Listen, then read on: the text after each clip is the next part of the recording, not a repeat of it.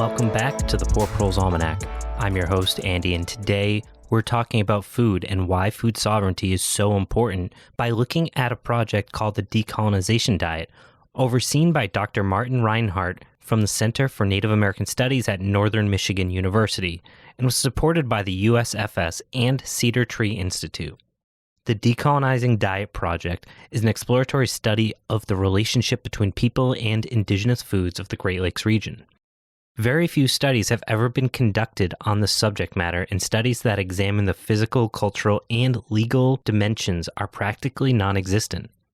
This research explored not just how to eat as people on the landscape ate in the past, but it looked to see how to integrate this past with the present, and to see how a diet framed in native berries, leeks, wild game, whitefish, maple syrup, wild rice, and much, much more changed the quality of living for its participants. This was an exciting and inspiring conversation, and it's one I think you guys will enjoy. Marty, thanks so much for joining us. Tell us a little bit about yourself and this Decolonization Diet Project. Yeah, glad to be here, Andy. I'll introduce myself traditionally first. Wabanung Meshe, Kiak Kiak Dijitakaz, Bawating Don Jaba, Ajajak and Dodem, Anishinaabe, Ojibwe and Dao, Kiche Namebene, Zibing and Dading. So it's important that we introduce ourselves in a traditional way. That way we're acknowledging we're from here, and I think that when people are so fond of land acknowledgements today, I think sometimes they lack a sense of what it actually means, especially to the indigenous folks who are from the places that, other people may be starting to recognize the indigeneity, but, we've long recognized our identity goes very deep in these lands. And so I think that's an important way to start.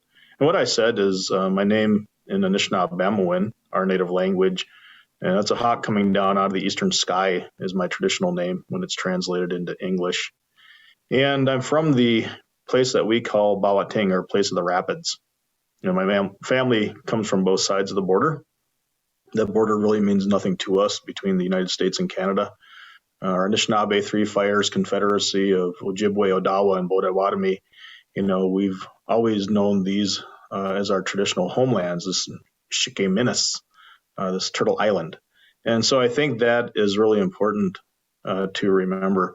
My family is Crane Clan. It's one of the three leadership clans of the Anishinaabe. And so I take my clan responsibilities very seriously in making sure that I spend a lot of time thinking about these leadership issues and try to get them right, or as often as I can. We all make mistakes.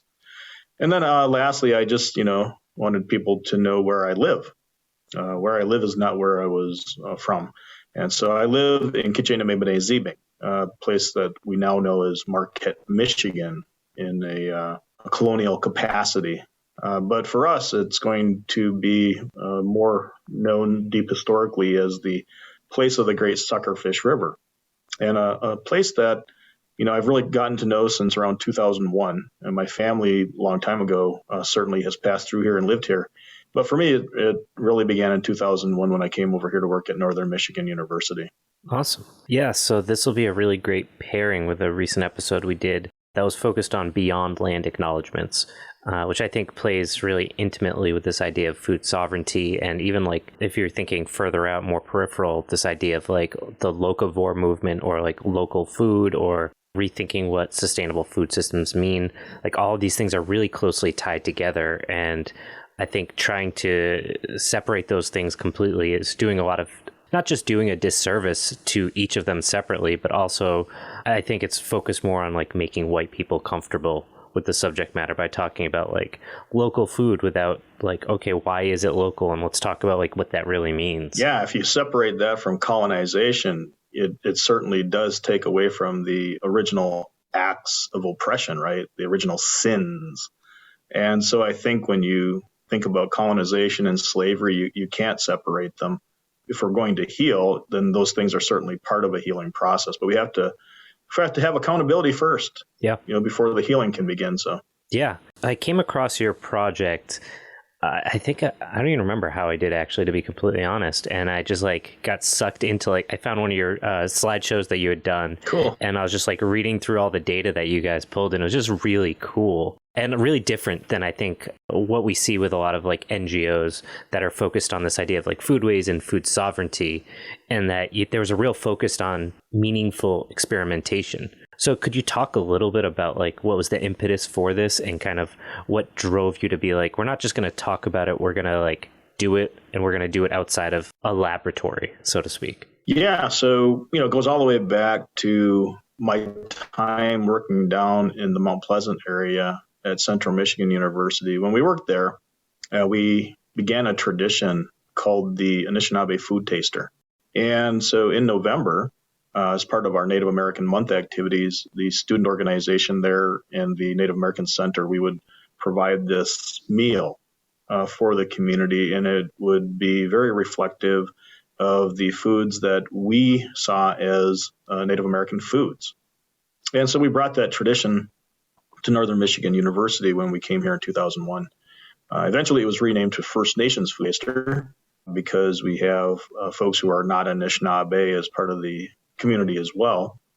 And so the First Nations Food Taster has been a longstanding tradition here at Northern Michigan Universities ever since. The community has come to expect this great meal in November. So as we were back in the kitchen working on preparing this meal in 2010, the question kind of just came to me in the back of my mind. Would our ancestors, if they were here with us today, would they recognize the foods that we're eating as something that they were familiar with? We're calling it Native American food or indigenous foods, but would they really see that as something that they were familiar with? And so, we started talking about that. Would celery soup over wild rice, would that be something that they would recognize? Would fry bread be something that they would indulge in? These are questions that we just started asking. And so it became a very interesting topic as we were going through the motions, preparing the meals. And then it carried on back all the way to the Center for Native American Studies and, sitting around there talking with our colleagues and our students and into our classrooms. And eventually we decided, what? This is such an interesting topic. It's worthy of doing a project around it. And so we could have approached it as just like an active service learning project or something, but we decided to approach it as a research project. And I think that's when you talk about university communities, I think that's what universities are good at, or they pretend to be good at anyway, is research.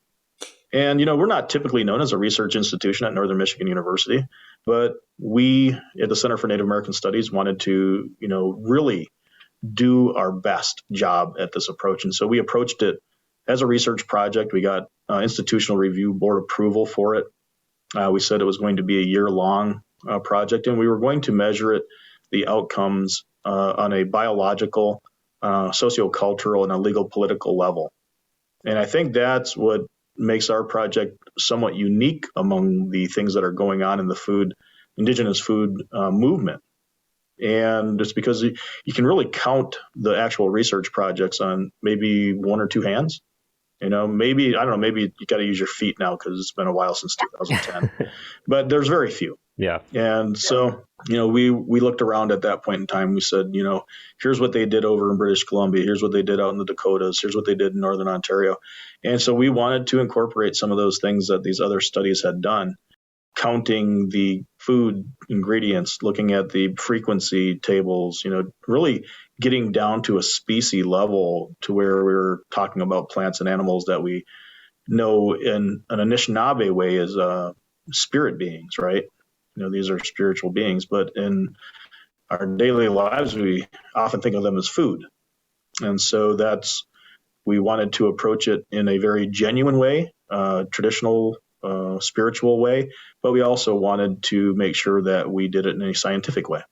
And there's no reason why we can't do both, in my opinion. Yeah, absolutely.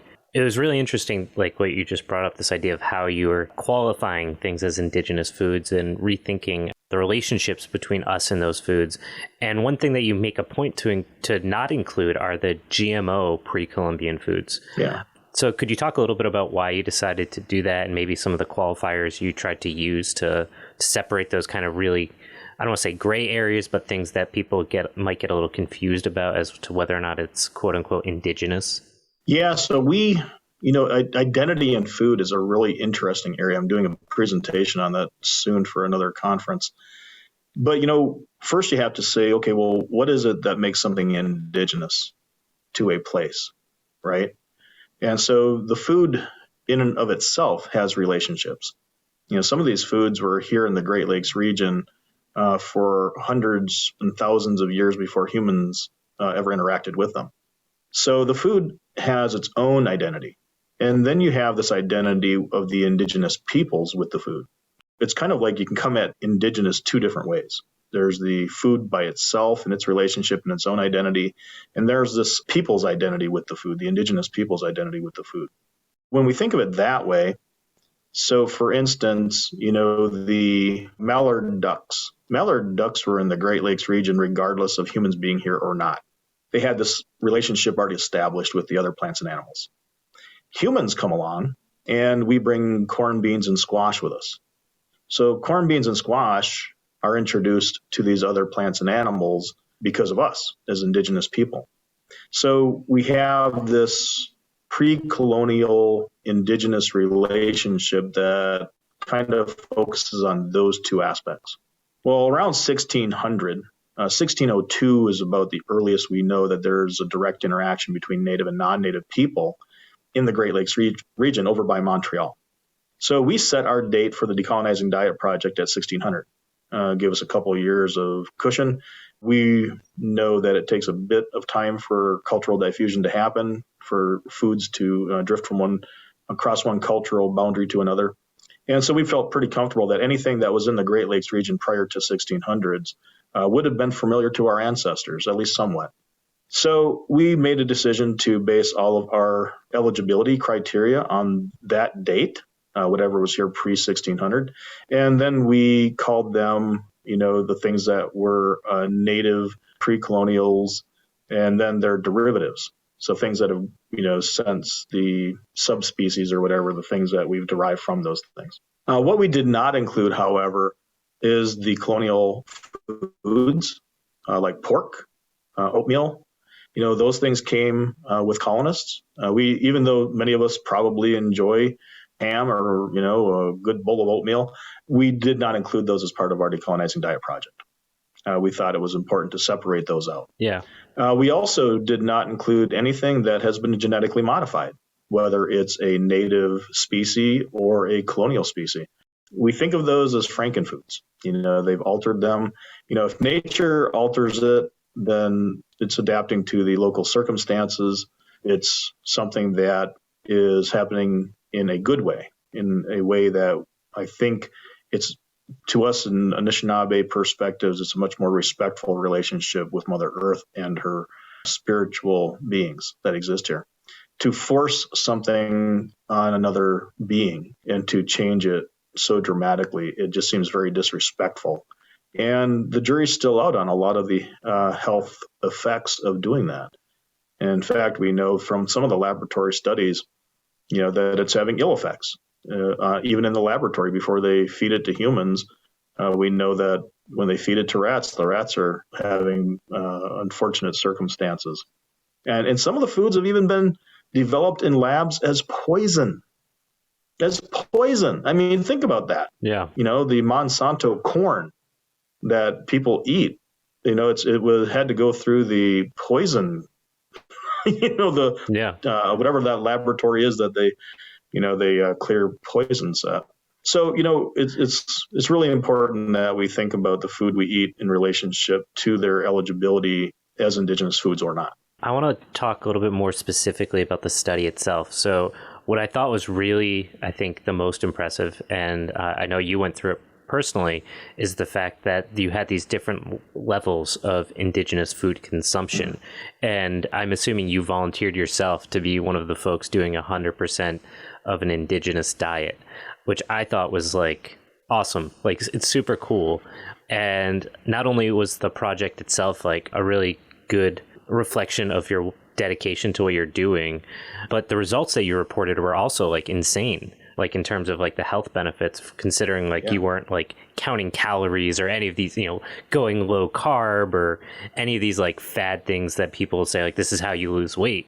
So could you talk a little bit about this and maybe some of the psychological effects this diet had on you? Yeah. So, going back to the research participants, and we like to use the term participants versus subjects because it's much more respectful. Again, it's subjects seems so cold and impersonal. Sure. So we chose to use participants, and I decided that I was going to try to be the best example. Lead by example, right? I think we're seeing that right now with Ukraine. And the president in Ukraine leading by example. What a brave individual. Anyway, but I think that's what I tried to do with the Decolonizing Diet Project. If I was going to ask other people to do something that significantly altered their lives, to eat indigenous foods for 1 year, I wanted to be the best example I could be, lead by example. So I chose to be 100%. And it was a heck of a commitment. It literally altered our cupboard space, our refrigerator space, our freezer space.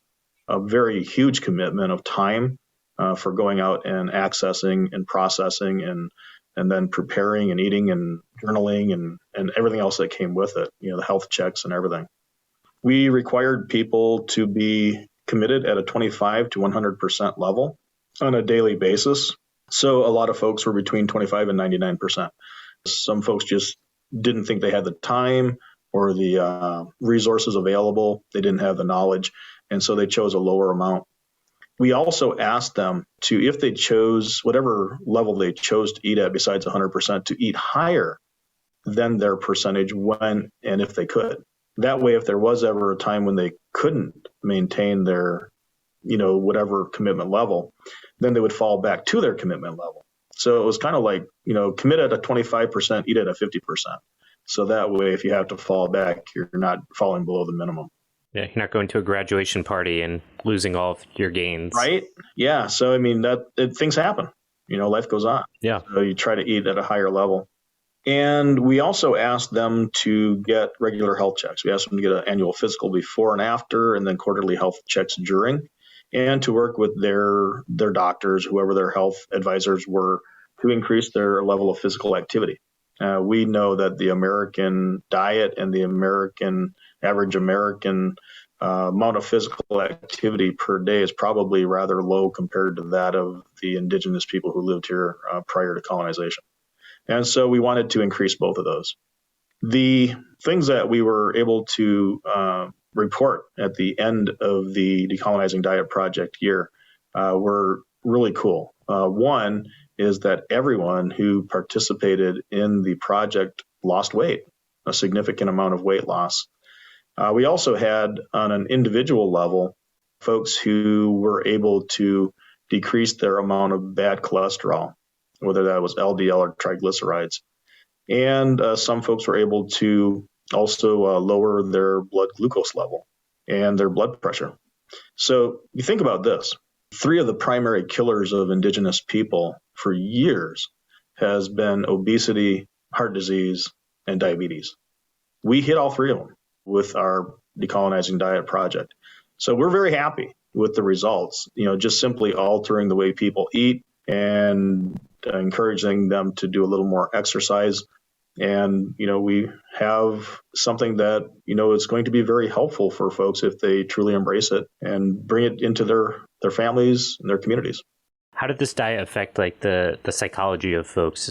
Did you notice people were more aware of where their food was coming from, the seasonality of some of those foods? Yeah. Like what were some of the feedback you got that wasn't as easily measurable as like weight and blood pressure? Yeah, so we kind of put that under the sociocultural category. And, folks, when they were interacting with the foods, sometimes they were going out and learning new things. People who had never gardened before were gardening. People who had never gathered, gone out and looked for berries were doing that. Some people hunted and fished for the first time in their lives. But everybody learned how to be better shoppers. It's amazing when you really truly look at the labels in these stores, what the labels tell you or don't tell you. And so we became very good at that. In some ways, we increased our hypersensitivity and awareness to the world around us in an indigenous food way.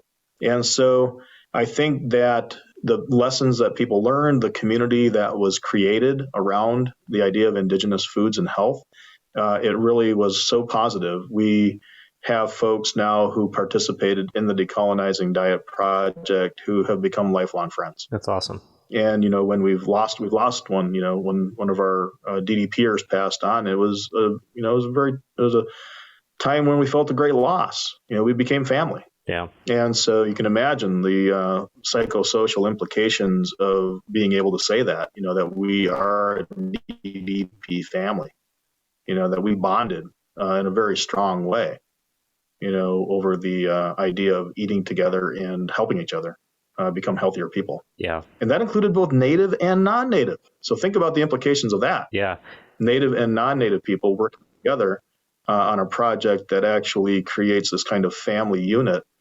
That's healing, man. That heals like generations. Hey there, it's Andy from the Poor Proles Almanac. Thank you so much for taking the time to listen to our podcast. As you can probably tell, this content involves extensive research and editing to release weekly episodes. If you think this content is valuable for the future that we inherit, please consider financially supporting this project by visiting poorproles.com and clicking on the Patreon, Venmo, Ko-Fi, or PayPal tabs. Every dollar helps offset our costs for hosting the podcast content and helps offset hundreds of hours of work put towards this project monthly. Thank you for supporting us by sharing, liking, and donating to this project. Together, we can build a better future. Did you see any statistical differences for Indigenous versus non-Indigenous people with how the diet impacted them? I'm just kind of curious, we always talk about this idea of our bodies are designed for X, Y, Z. And if having spent 10,000 years eating these foods allowed Indigenous people to benefit more from them. Did you see anything like that, or is it just, basically across the spectrum pretty equal? So on a biological level, we've seen relatively similar outcomes for both native and non-native people. And that's not saying that non-native people and native people don't have some particular issues, right? That being said, genetically, we're not really that different. Sure. We might have certain alleles in our genes that are different based on our ancestry, but ultimately we're both human. Yeah. And so the real question is, what kind of diet were these humans eating before the DDP? And I would venture to say that both the native and non-native people were eating this very American diet, Midwestern American diet. Yeah. So it didn't surprise me that both native and non-native people benefited positively together on a biological level. Obviously, they were eating a lot healthier than the average American diet. Yeah. On a sociocultural level, I think is where we've seen the real difference. Native people identified deeply and historically and spiritually to these foods. This was the foods of their ancestors. The non-native people didn't have that deep of a relationship, right? Their relationship with it goes back only so far. And so I think the identity question, again, came into impact that relationship. And I think the amount of pride that people took as native people that, yes, these are our foods, this is what our bodies in a spiritual way want these, right? We crave it. And so I think there was this difference. It was a big difference for native and non-native people in how we approached it. But I think the non-native people are also very respectful. They are also looking for rootedness, for grounding, for belonging. Yeah. And I think that relationship that they forged through the Decolonizing Diet Project was a very healthy one, although it's different for them than it is for native people. But I think it can be healthy for both for different reasons. Yeah. And then, of course, on a legal and political level, there's also a difference of rights. Indigenous people, if they belong to tribes, if they're tribal citizens, in other words, they may have Aboriginal and treaty rights that are different from non-native people. Non-native people also have treaty rights. Just the fact that we have a state of Michigan is, and that Michigan allows its citizens to go out and hunt, fish, and gather in its way under its laws. That's based on treaty. So we have treaty rights on both sides. The rights, there's a difference of rights. And so it's where those rights come from. Again, our rights come from our indigenous ancestors. Non-native rights may come from British common law and this kind of nuanced American democracy, right? So I think it can be a healthy cross-cultural relationship, an amalgamation of indigenous and non-indigenous cultures doing really kind of the best of both worlds. Yeah, it's an interesting idea because I think we see in this whole conversation, talking big picture about like decolonization, is, the emphasis, I think, like on the internet is like, okay, we have to work to help indigenous sovereignty exist and so on and so forth. And those are all really important and necessary conversations. But then when it's like, okay, what about the white people? Like, where do they fit into this? Like, we can't go back to Europe or, something like that. So like, how do we make amends? And that's the part I think people just really struggle with. So this is like a really interesting way to address that and to allow folks to find some place in respects to the indigenous people around them, and in many ways together, but also separate. It's really a beautiful idea. I always tell people the Decolonizing Diet Project was not about sending white people back to Europe or wherever non-indigenous people are from, right? I can't do that. I can't just simply cut out things from my life that have a place in my life now that are part of our identity here. You can never undo decolonization entirely. It has forever changed this land. So the act of decolonizing is trying to become healthier in the land that you're in. As Dr. Robin Wall Kimmerer, Anishinaabe ethnobotanist, would suggest, love your mother wherever you love her, wherever you find her, right? So a Mother Earth, wherever we live, we love her here in a local way. When we're talking about music, for instance, I love Pink Floyd, and I'm never going to say I can't listen to Pink Floyd because they're from, England or Great Britain. You know what I'm saying?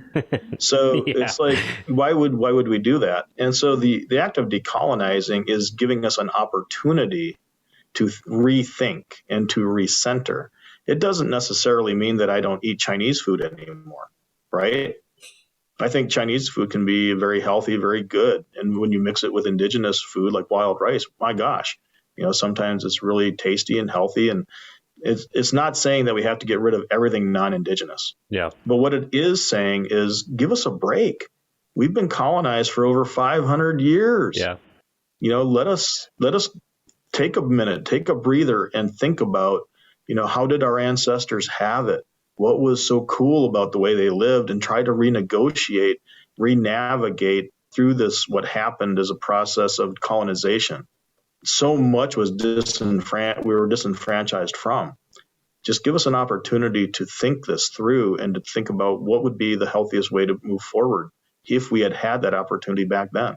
Yeah. Maybe we choose to keep things like Pink Floyd, but maybe we get rid of Kid Rock, maybe there's things that we keep and things we get rid of for whatever reason. But those we have to give ourselves that opportunity, that space to renegotiate and recenter our identities.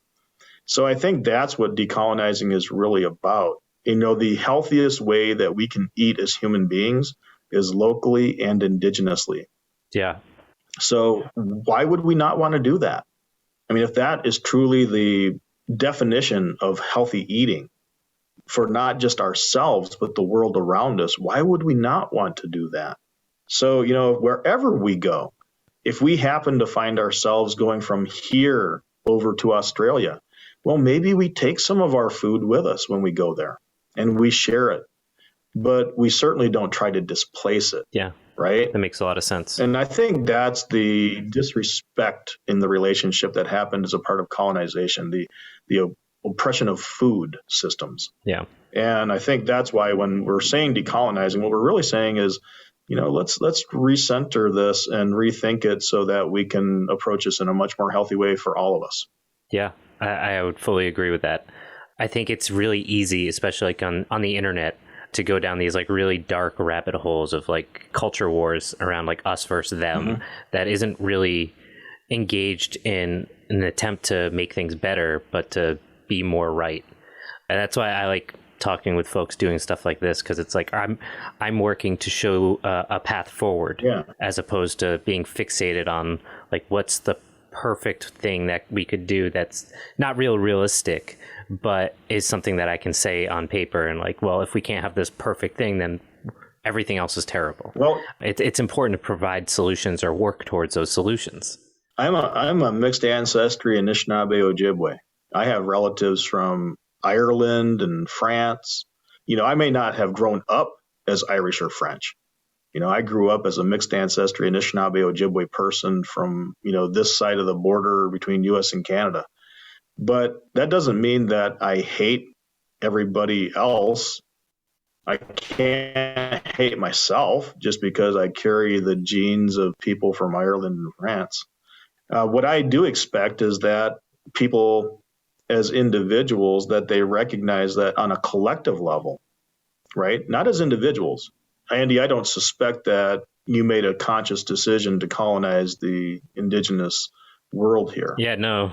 But on a collective level, certainly the country that you have citizenship in did, right? And so on a collective level, that country still exists. It's still a colonial country. And as individuals, we have to come to grips with that. I have ancestors who are colonists. I have ancestors who are indigenous. So I have this tie to both. And to me, I can't imagine that if I did have ancestors who were colonists and, that they were part of that process, that I would support what they did just because they were my ancestors. I think it's important that we right the wrongs, that we address those original sins, and that we, make this world a better place for everybody. And if it's within our own families and our nations, well, then we have to heal them. Yeah. The healing happens for both the oppressor and the oppressed. You can't just heal the people who have been hurt, because oppressors don't know that they're also hurting themselves just by literally being oppressors, right? Yeah. Well said. So we've started talking about this bigger picture conversation of how decolonization plays into food and thinking about paths forward. But I do want to ask a little bit more about the specific diet itself that you were eating as part of this process. I was looking at some of the charts in terms of like the foods that were being consumed on average, and it looks like, I believe the highest quantity food consumed was maple sugar, which is really interesting for a couple of different reasons. So like, obviously in the Great Lakes region, being a cold place that's wet, like sugar maples are everywhere, and you're going to have a lot of maple syrup or maple sugar if you granulate it. But also, like, it's a sweetener. Like, you would think like it's terrible to have a diet that's like majority white sugar, but despite it being a majority different sugar, it's still really healthy. So I'm kind of curious about your thoughts about that.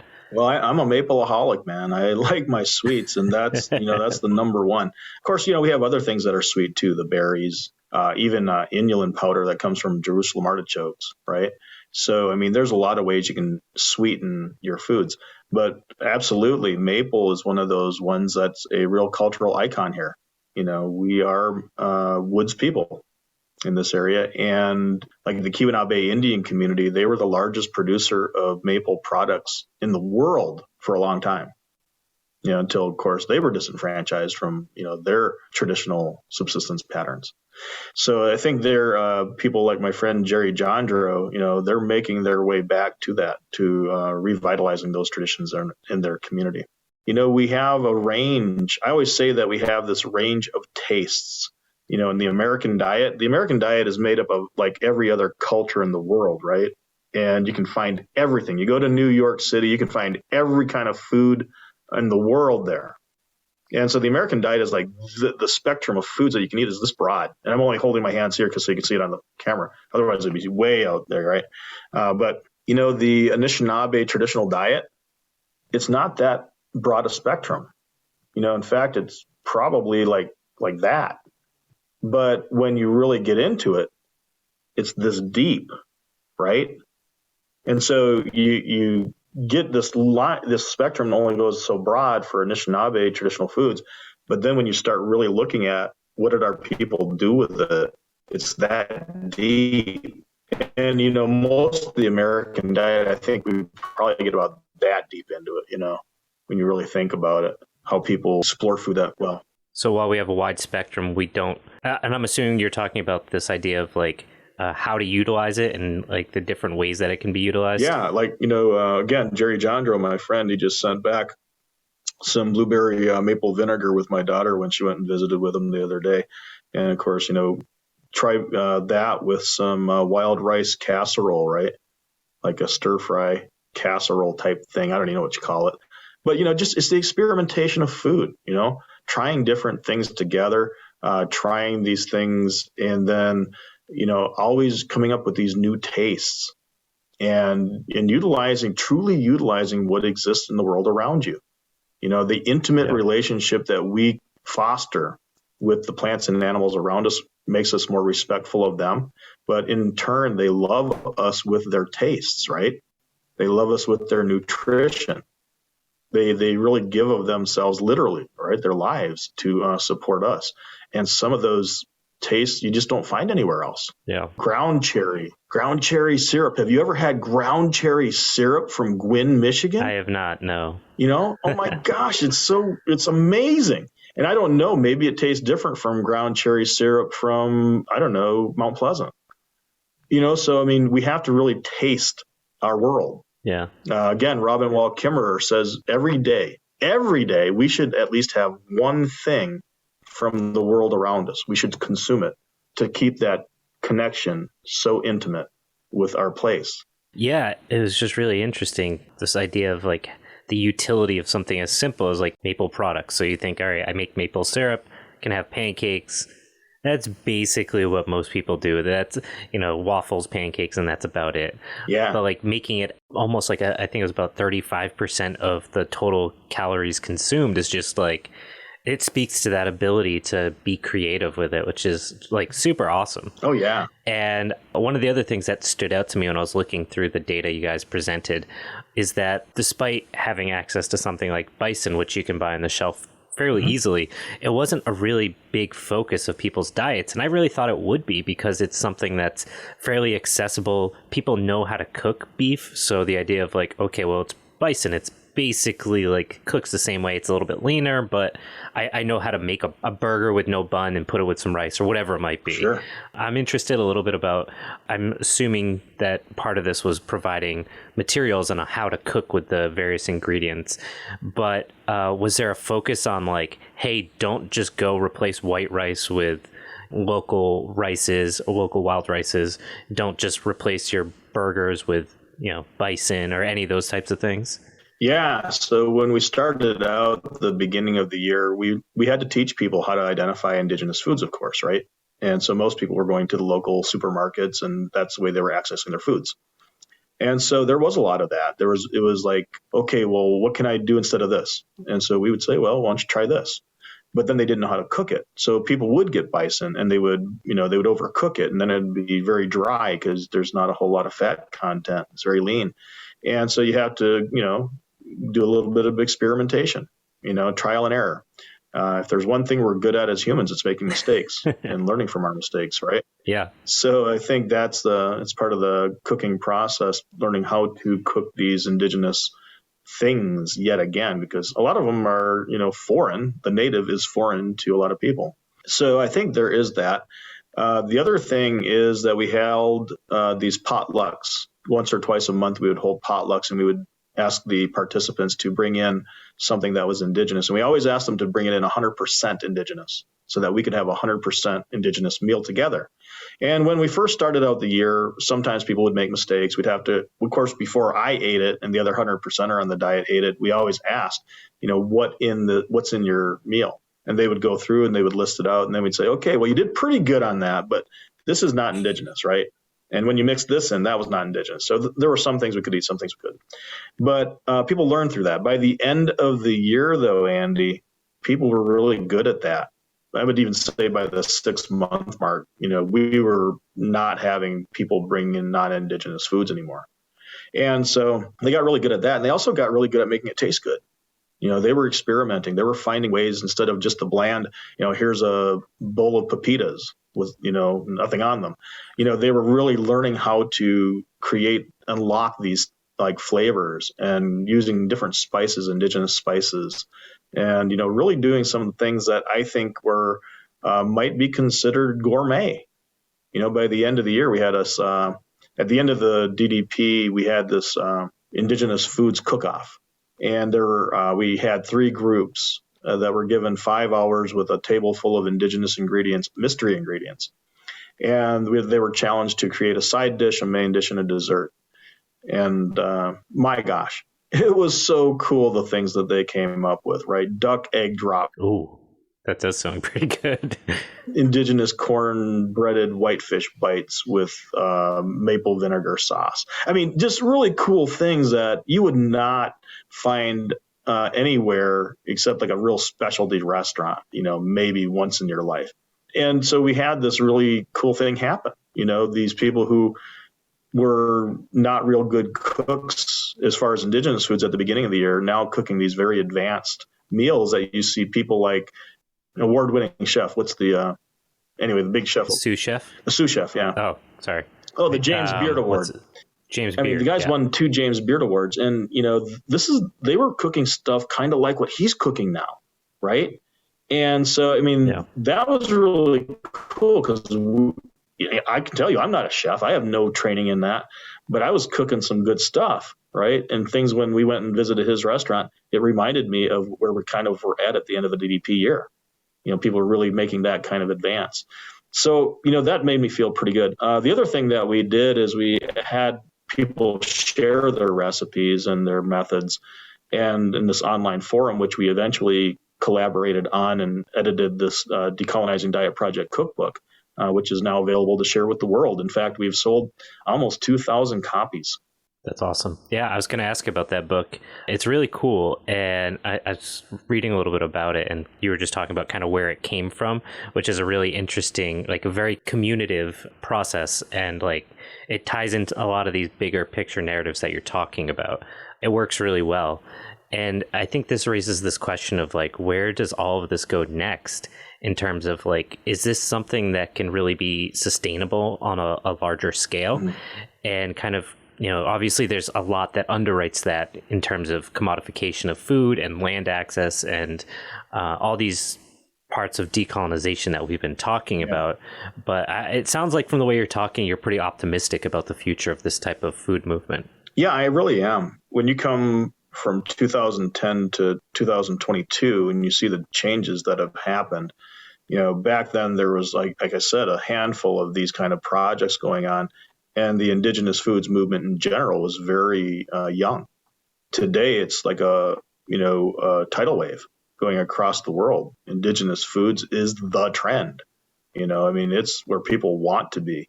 And that can be both a good and a bad thing, though, because on the one hand, it's doing a lot to revitalize these traditional food systems. And we're getting a lot of support from grants, and interest from individuals. People buying books and wanting presentations and such. So that's a really good thing. But we have to be careful, too. We don't want indigenous foods to become the next Taco Bell. True. We don't want people appropriating it and, calling it something that it's not. So we want to maintain the integrity of, the idea. We want to be respectful to the core. We don't want to be sending our indigenous food products 10,000 miles away and, inflicting the same harm on Mother Earth that we're seeing happen with other foods, right? So we don't want to be part of the problem. We want to be part of the solution. And I think so it has to come with an ethic. It has to come with an ethic where we honor and respect Mother Earth. And we say, if we're going to have indigenous foods, then we're going to have it in a decolonizing way. The worst thing that can happen is you have a whole bunch of people who have no relationship with these foods whatsoever, other than going and sitting in a fast food restaurant and consuming them on the other side of the planet. Yeah. So, Marty, For folks that have enjoyed this conversation, where can they find the book? They want to see more about your studies, or I know you teach some classes on similar topics. If you could kind of tell people where they could find that interesting information. Yeah, so we now offer a course at Northern Michigan University called NAS 230, Tooth Hurdy, right? Pun intended. Mm-hmm. And it's called Decolonizing with Indigenous Foods. And so we'll be offering that every summer in the months of July and August. And so that's one way they can learn more about that. Take the class. It's an online class, and they can do it from wherever they live. And the other way is to, of course, get the Decolonizing Diet Project Cookbook. And you can find that either at the Northern Michigan University bookstore or the Center for Native American Studies on campus. Or you can look up reinhardtassociates.net. And I sell those personally myself at our website. You can also join the Facebook site. Our Facebook site has over 6,000 members. It's probably the largest Indigenous Foods Facebook group out there. So just, Google Decolonizing Diet Project Facebook and, sign up. Awesome. The only time I've ever told somebody they can't be part of it is when they start posting advertisements for selling vacuum cleaners or something. As long as they're respectful of the site, and then maintain the integrity and respect, we're good to go. Awesome. There's also a chapter out there, if folks are more interested in the academic research components of it. Indigenous Universalities and Peculiarities is the name of the text, and I have a chapter in there called Spirit Food. And so it kind of chronicles the Decolonizing Diet Project with the outcomes and such. Awesome. Marty, this has been great. Thanks so much for coming on. Hey, no problem, Andy. Miigwech. Thank you.